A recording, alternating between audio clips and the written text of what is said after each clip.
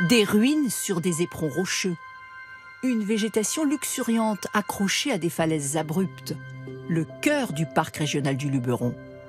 Nous marchons de village en village et croisons d'étranges cabanes le long des chemins. Nous suivons le rythme des marcheurs. Au loin, on devine les ocres du Colorado provençal, un petit air de Far West. Le tour du plateau des Claparèdes, un GR qui part et se termine à Apt. Une boucle de 52 km qui se parcourt en 2 ou 3 jours. Ça y est, on est parti pour 2 jours, là, en pleine forme. Là, j'espère que le beau temps sera avec nous, avec un peu moins de chaleur. Un départ avec ce petit groupe de marcheurs au milieu des lavandes et de quelques genêts qui tentent de s'imposer. Je suis de la région parisienne, donc là je découvre. C'est magnifique parce que moi je suis un randonneur de plaine et ici ça monte et ça descend. Première étape, nous cheminons en direction du village de Biux, loin du tourisme de masse. Une petite pause fraîcheur. Ah, elle est super fraîche, ça fait super. Oh, ça fait du bien. Ah, c'est. Oh. Jadis, les femmes du village venaient laver le linge dans ce lavoir. Déjà 1h30 de marche sous le soleil, alors il faut éviter les coups de fatigue. À 11h, on fait la rando banane, la pause banane en général. Et on sort les graines, les bananes surtout. Quand on part le matin, oui, parce qu'à 11h, on risque d'avoir une petite hypoglycémie, donc on se redonne un petit coup de sucre avant de partir. Les petites graines ont du succès, d'autant qu'il faut repartir d'un bon pied. La récompense ne se fait pas attendre avec les magnifiques falaises de Biux.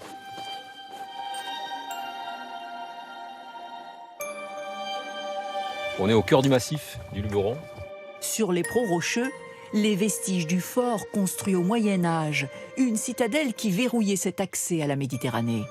On a l'impression presque que le fort, justement, va tomber et qui... On ne sait pas trop comment il tient là, encore, je vous avoue. Mais c'est magnifique, c'est superbe.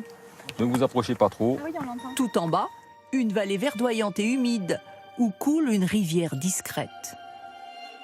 Entre le petit et le grand Luberon, c'est les guebrins qui coupent ça.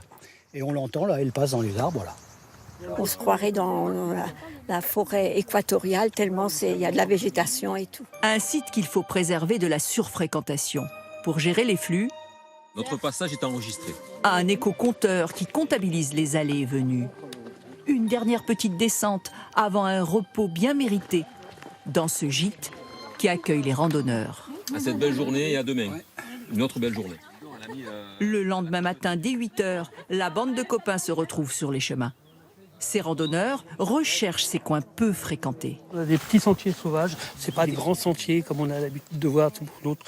On passe l'un derrière l'autre et on a une nature sauvage autour de nous. Le parcours réserve encore bien des surprises, comme cette étrange construction.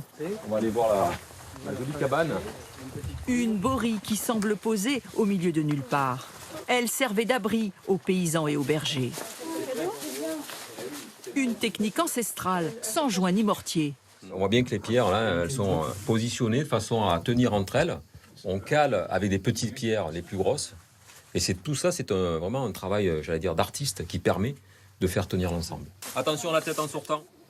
C'est l'heure du goûter, autour d'une spécialité locale, le gibassier, un biscuit roboratif d'origine provençale. C'est énergétique, donc avec ça et un bon petit café, on va repartir pour l'après-midi, sans problème.